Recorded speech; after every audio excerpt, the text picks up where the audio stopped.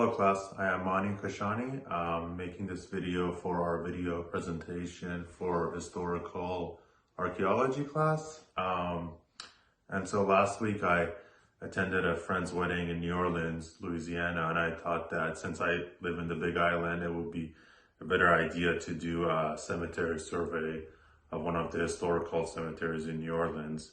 And so thought that sounds more interesting. So I visited Masonic Cemetery #1 and Charity Hospital Cemetery. So my presentation is based on those two cemeteries in New Orleans.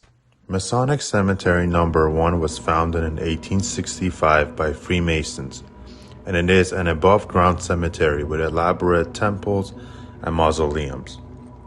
Before New Orleans became part of the United States in 1803, it was a colony of France and was established in 1718.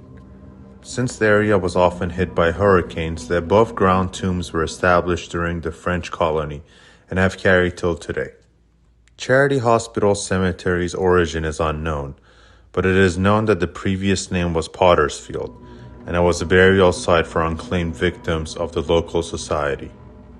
What is left from Pottersfield is a wall that dates to the yellow fever pandemic of 1788 that hit New Orleans heavily.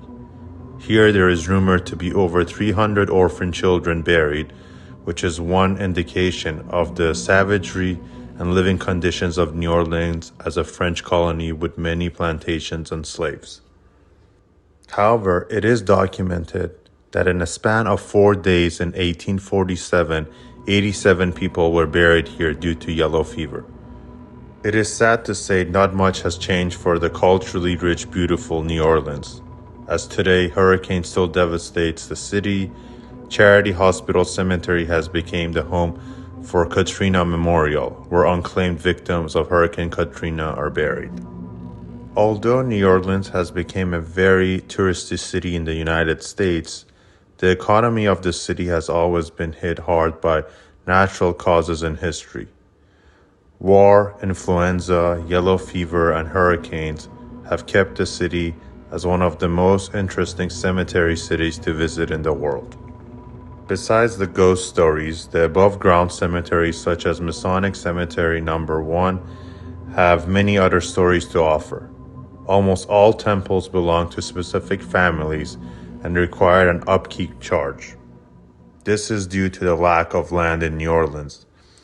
And if that upkeep charge is not paid, the temple can be available for purchase to another Mason family.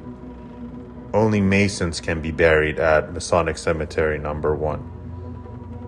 There are several temples with Mason markings that dates to the Civil War, and these temples often belong to wealthy families in contrast to the graves at Charity Hospital Cemetery, which were buried by the masses. Many of these over-the-ground temples are step tombs, and since the bodies are put inside these tombs, often made by bricks covered with stucco, there's an unpleasant smell in the area. This is due to the neglect that tombs were under.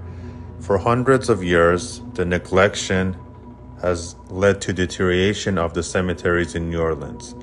This is due to the moist soil and the damp weather.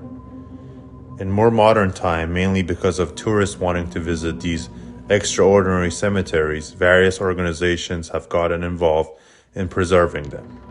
For instance, Save Our Cemeteries organization became very active, and since 2010 there has been funding given to these historical places. So hopefully in the near future, all these cemeteries are preserved and become more of a site to be visited.